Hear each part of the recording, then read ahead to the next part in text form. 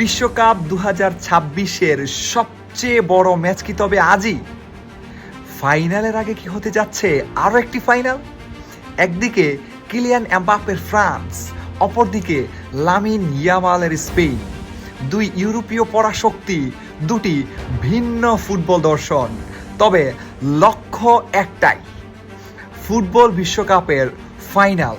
এই ম্যাচ শুধু একটি সেমিফাইনাল নয়, এটি গতি বনাম নিয়ন্ত্রণ, প্রতিভা বনাম অভিজ্ঞতা এবং প্রতিশোধ বনাম আধিপত্যের লড়াই। প্রিয় দর্শক, চলুন আপনাদেরকে বিস্তারিতটা জানাচ্ছি। দিদিয়ের দেশমের ফ্রান্স এবারও অসাধারণ ভারসাম্যপূর্ণ ফুটবল খেলেছে। রাউন্ড অফ 32-এ তারা সুইডেনকে 3-0, রাউন্ড অফ 16-এ প্যারাগুয়েকে 1-0 এবং কোয়ার্টার ফাইনালে মরক্কোকে 2-0 গোলে হারিয়ে তারা সেমিফাইনালে এসেছে। অর্থাৎ এখনো পর্যন্ত তারা নকআউট পর্বে কোনো গোলই হজম করেনি। ফ্রান্সের সবচেয়ে বড় শক্তি তাদের দ্রুত কাউন্টার অ্যাটাক, কিলিয়ান এমবাপ্পের গতি, দেজিরি দুইয়ের ভার্সেটাইল ফুটবল এবং দেমবেলের উইং প্লে। সেই সাথে মাঝমাঠে অরেলিয়ান চুয়েমেনি আর মানুকুনের বল দখল ধরে রাখার ক্ষমতা ম্যাচে পার্থক্য গড়ে দিতে পারে। বিশেষ করে কিলিয়ান এমবাপ্পে টুর্নামেন্টের সবচেয়ে ভালো ফর্মে রয়েছে। তিনি তার সেরা ফর্মে রয়েছে, যা প্রতিপক্ষের ডিফেন্সের জন্য সবচেয়ে বড় হুমকি। অন্যদিকে স্পেন খেলছে টুর্নামেন্টের সবচেয়ে নিয়ন্ত্রিত এবং আক্রমণাত্মক ফুটবল। তারা অস্ট্রিয়াকে 3-0, পর্তুগালকে 1-0 এবং বেলজিয়ামকে 2-1 গোলে হারিয়ে সেমিফাইনালে উঠেছে। লুইস দে লা ফুয়েন্তের দল বলের দখল ধরে রেখে প্রতিপক্ষকে ক্লান্ত করে দেয়। তরুণ লামিন ইয়ামাল, নিকো উইলিয়ামস এবং মাঝমাঠে রদ্রি আর পেদ্রির সমন্বয় স্পেনকে ভয়ঙ্কর করে তুলেছে। আর তাদের হাই প্রেসিং ফুটবল প্রতিপক্ষকে সহজে তাদের নিজেদের অর্ধ থেকে বেরই হতে দেয় না। এই ম্যাচের সবচেয়ে বড় যুদ্ধ হবে মাঝমাঠে।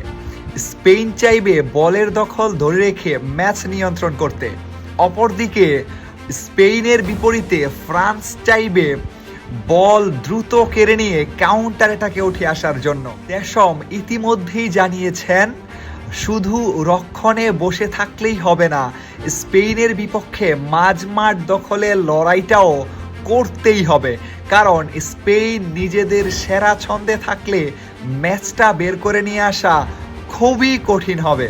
একটি গুরুত্বপূর্ণ বিষয় হলো, সাম্প্রতিক বছরগুলোতে স্পেন ইউরো 2024 এবং নেশনস লিগে ফ্রান্সকে হারিয়েছে।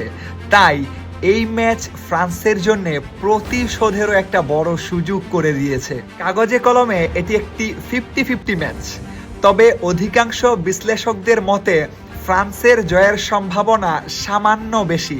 কারণ ফ্রান্সের রক্ষণভাগ এখনো পর্যন্ত অসাধারণ এবং তাদের যেই কাউন্টার অ্যাটাক নির্ভর ফুটবল তা অতি কার্যকর হয়েছে, যা ফ্রান্সকে অপ্টার সুপার কম্পিউটারের কাছেও কিছুটা এগিয়েই রাখছে। তবে স্পেন যদি শুরু থেকেই বলের নিয়ন্ত্রণ নিজেদের কাছে নিয়ে যেতে পারে এবং নিকো ইয়ামালদের গতি কাজে লাগাতে পারে, তাহলে মুহূর্তেই ম্যাচের চিত্র বদলে যেতে পারে। আমার বিশ্লেষণ, ম্যাচটি খুবই হাড্ডাহাড্ডি হতে যাচ্ছে। অতিরিক্ত সময় কিংবা ট্রাইব্রেকারের সম্ভাবনাও উড়িয়ে দেয়া যাচ্ছে না। ছোট ছোট মুহূর্ত, একটি ভুল কিংবা একটি জাদুকরী মুহূর্তই নির্ধারণ করে দিতে পারে কে উঠতে যাচ্ছে বিশ্বকাপের ফাইনালে। প্রিয় দর্শক, আপনার মতে কে জিতবে, স্পেন নাকি ফ্রান্স? মন্তব্যে জানাতে ভুলবেন না। ধন্যবাদ।